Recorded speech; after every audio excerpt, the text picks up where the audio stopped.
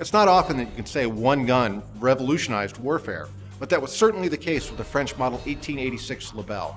This is the first high-velocity smokeless powder rifle ever.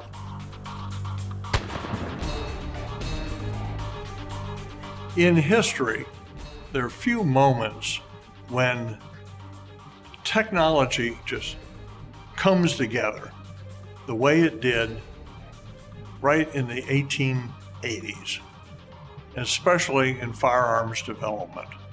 And this culminates in the development of smokeless powder. The smokeless powder itself, there had been smokeless before that. There was a gun cotton invented in 1845, basically involved with nitric and sulfuric acid on cotton, and they'd wash it with water. And it was the problem with it was extremely powerful, and they were trying to use it in some of the muzzleloading guns of the period, and they decided it was just far too strong, and so they kind of gave up on it. However, in 1884, a French chemist by the name of Lebel came up with a powder, which they initially called Poudre B for his name, VL. Then they changed it to Poudre B after the name of the French Minister of War, kind of as a tribute to him. His name was Eugene Boulanger. It was a nitrocellulose powder, and it basically revolutionized warfare. When the French invent this, they realize, it's many times more powerful than traditional black powder. It's cleaner, it produces higher velocities, and it makes it possible to use a plated bullet in order to take advantage of these higher bullet velocities. The French military at the time, they're using what is a cartridge conversion of the chassepot, the Garry rifle. And they know that there are other people around the world who are working on this. They're not gonna have a huge window of opportunity to take advantage of this revolutionary breakthrough.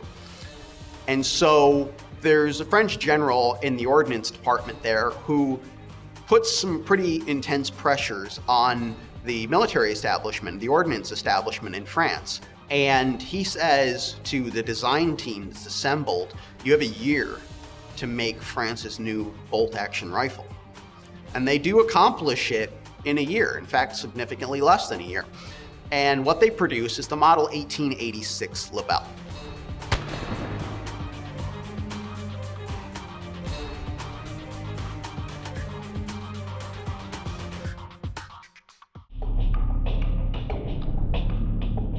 Well, the Model 1886 Lebel, French Lebel rifle, is one of the most important military arms in history.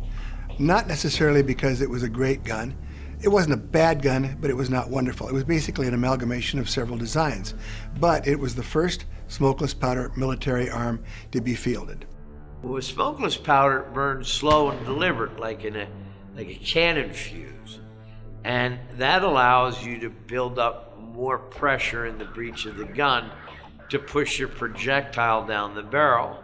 That means you don't have to have a lot of initial force.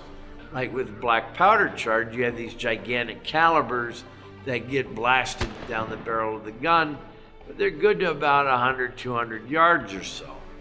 With the smokeless powders, you can decrease the diameter of the bullet and increase its range and add to its accuracy because you're going further with something smaller that's harder hitting because it's moving a lot faster because you can build up greater pressure with the smokeless powder. To take advantage of the new smokeless powder, they elongated the barrel more than we would think of today. The Lebel, it's actually a gorgeous rifle, but it has a 31.5-inch barrel, which is not appropriate for the role that it would serve in during the First World War, but very much fit in with French tactical doctrine. As good as the 1886 was, they decided it could be made a little bit better. So in 1893, they modified the bolt. Also, they put a stacking rod on the end of the barrel. All in all, it was an improvement to the gun, and it worked well. Then, about the turn of the century, they came out with an improvement in the cartridge. The Spitzer bullet at that time was becoming more and more popular. So they decided to come out with a different type cartridge. The problem there being that now you've got a pointed bullet, and there's a possibility for it to actually detonate the primer and the cartridge in front of it. So what they did, it was very clever. They put an O-ring around the base of the cartridge, and the nose of the bullet itself would actually fit into the O-ring, and it would not come anywhere near the primer. Worked beautifully. Again, it was long, it was heavy and cumbersome, but it functioned well.